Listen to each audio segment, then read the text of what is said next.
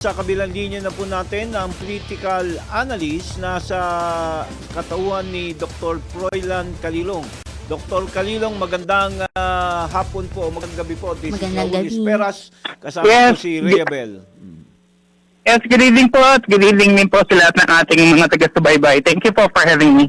Okay, isa po sa mga pinag-uusapan ng ating mga sambayanan, itong may kaugnayan sa naging kontrobersyal na pag-post ni Senator Pia Cayetano at if I'm not mistaken, meron nang naghain ng ethics complaint laban kay Senator Pia Cayetano. Bilang isang magiting na political analyst, ano po ang magiging pahayag niyo dito, Dr. Calilong? Well, I think it stemmed up from the yung splice video na nanggaling dito kay sa pag-uusap ni Congressman Shel Jokno and Senator Alan Peter Cayetano, in which I think they're insinuating na nagkakaroon nga ng fishing expedition on the part of the prosecution team. However, medyo splice video, kaya hindi nakita yung buong context. Anyway, I think if everybody will go ahead and file an ethics complaint against Senator Pia Cayetano, this will have kind of serious implications, lalo na kung magkakaroon talaga ng finality or magkakaroon talaga ng decision dito ang Senado, and I think they really will amplify this particular issue primarily because alam naman natin that Senator Alan Peter Cayetano and Senator Pia Cayetano are staunch members of the minority at sila yung talagang medyo masasabi natin na may ingay at very vocal talaga dun sa nilang position. So I think this will be another big blow to the current depleted roster of the minority bloc, and if ever that this will push through, pwede kasi talagang mangyari na magkaroon ng either suspension, and worse comes to worse, pwedeng magkaroon ng expulsion, na sana hindi naman mangyari basically. Expulsion kay Senator Pia. Is that what you Yes, mean, Dr. tama po yan. Calilong? Okay. Tama po yun. Tama po yun. Ang tanong isa pa is with the you were saying na expected expulsion if the ethics complaint will push through, ay meron pang isang ulat, si Senator Lauren Legarda is also facing plunder cases together with her son.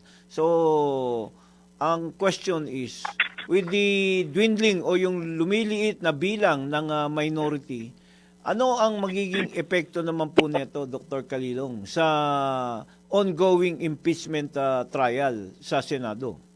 Well, number one, of course, the morale of the minority will definitely be affected adversely by this. Kasi syempre, kung pakonti na lang sila ng pakonti, talagang malaking epekto nito para sa kanila. Secondly, mahalaga rin maintindihan natin that Senator Pia Cayetano is being a lawyer, malaki yung kanyang nagiging papel at ambag sa paglilinaw. Lalo na sa usapin ng mga usaping legalidad that surrounds the impeachment court, So I think it will really be a big blow not only to the minority but to the entire impeachment proceeding as well. If ever that she will be removed, from the current roster of the minority. Dr. Calilong, may epekto po ba to sa publiko gayong ito po ay kumakalat sa social media? Well, definitely, meron talaga siyang implication, meron siyang effect, especially on the ability of the prosecution to actually lay a good foundation of their case, particularly dito sa mga articles na tinatalakay natin. And at the same time, may implication din ito, kasi mukhang pinapakita talaga dun sa video na ang nangyayari is wala talagang definitive stance dito yung prosecution, na what they're doing is they're trying to get and fish evidences, pero wala talaga silang malinaw na foundation doon sa kanilang mga allegation, particularly on the issue of the confidential fund at saka itong unexplained wealth. So it creates the perception that the Vice President being sensitized from the issue, and that she is not kumaga parang not supposed to be implicated dito sa sa mga reklamo na to. Ang isa pa hong pinagtatalunan, no, pinag-iisipan ngayon is the law states na ang threshold for the impeachment is still 16, no, Right. with the supposed to be 24. Paano po ngayon yan? If you are saying na si Loren and si Senator Pia, if they are expelled or removed from their position, lalong bababa ang bilang ng mga senador. Yeah, actually. Are you expecting na bababa rin sa threshold na from 16, bababa ang threshold para dun sa mga decision na ma-impeach? Yeah, actually, if the finality of the ruling will be an expulsion, definitely bababa yung denominator, no? So, dito magkakaroon talaga ng effect because nasa constitution yan. But if the senator actually is resigned, deceased, physically incapable, or is rendered vacant yung kanyang position primarily because of an expulsion by the Senate itself, yun, no, maaari talagang maapektuhan. No? So I think this is the reason why maaring isa to sa mga tinitignan nilang angulo, no? Because they know that they cannot change the denominator just by saying physically absent lang yung senators. No? So ito, they're trying to look at these avenues para masiguro, no, na kung sakali man na mawabawasan, masisiguro nila na maapektuhan yung threshold at bababa from 16 po pwedeng maging 15 or 14, which make it statistically possible for them to actually make the conviction possible. Okay, so does it need o kailangan pa po ba na i-amendahan yung konstitusyon na all the senators, kung kaya ang threshold is 16, paano mangyayari yan, Dr. Calilong? Well, actually, nasa Constitution po kasi yun, no, na kung talagang mawawala by virtue of expulsion, maaari po talagang, yun nga, maaaring maapektuhan, yung threshold. So again, this will be incumbent also to the, doon na kasi papasok yung all, no? So, syempre, kapag na-expel ka na, technically speaking, yung natitira, no, they will represent the all. So, sila na lang yung maaring makaboto, no? So, dito kasi, okay. sa usapin na to kasi, no, kung halimbawa, yung hindi talaga expelled, like in the case of Jingo Estrada, Orlando Marcoleta, and even even Senator Bato de la Rosa, ang i-enter na vote kasi sa kanila is either abstain or a vote of no, technically speaking. Pero kapag ka ikaw ay expelled, ang expulsion man ito, mangyayari talaga, you are going to be deemed kumbaga parang incapable of casting your vote because you are no longer technically a senator because you're already expelled. So dito, maaari talaga bumaba po yung threshold.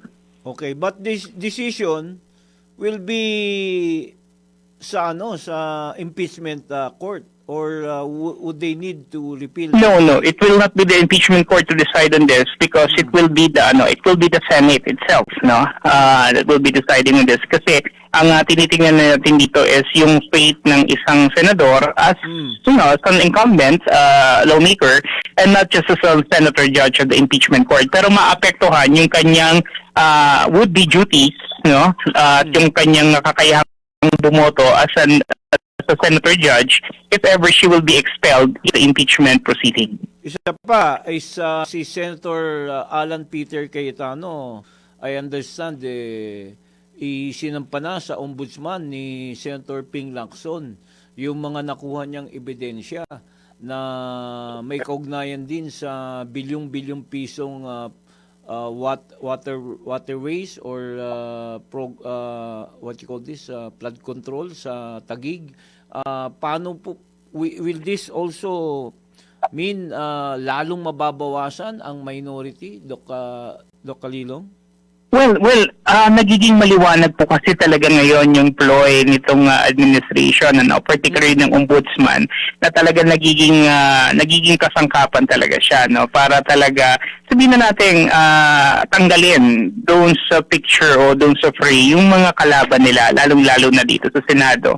So I think it's not only the timing, but I think it's really the motivation behind their actions, no, that is very clear right now. I just hope that they're somewhat thinking pa rin, no, because the public is not just simply accepting all these things that is happening at the moment, no. Nakatingin ng publiko at na tinitimbang nila kung hanggang saan ba talaga yung kakayanin gawin nito ni Boying Remulla at ng kanyang mga kaalyado, lalong-lalo na ng administration, patungkol dito sa mga kumakalaban sa kanila. Because if they're gonna keep on doing this will constitute a very big effect, no, a negative implication to the checks and balance in our democracy. Because what they're effectively doing right now is they're trying to get rid of everybody na wala doon sa kanilang alyansa o nandoon sa kabilang bloke, no. So if ever this happens, this will not be very good for our democracy because nawawala yung check and balance principle ng ating